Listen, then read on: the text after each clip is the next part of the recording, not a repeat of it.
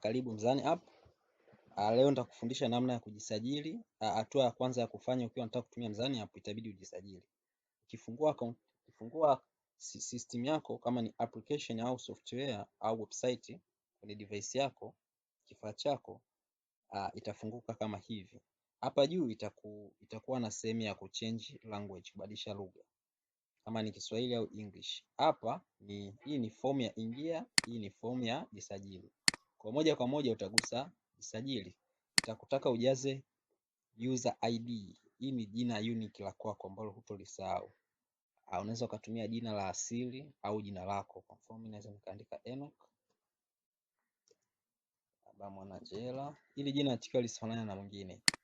Alafu hapa tutaweka namba ya simu. Kwa mfano hapa nitaweka 06 21 21 39 58. Hapa utatakiwa kuweka email yako. Unaweza nikaweka enoch@gmail.com.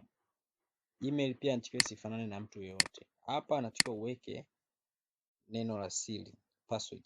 Kwa zisipungue 6. Kwa nitagusa hapa ili muone. Kwa nitaweka 1 2 3 4 5 6 7 8.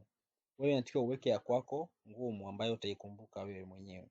Alafu inatakiwa ukubali vigezo na masharti. Alafu jisajili.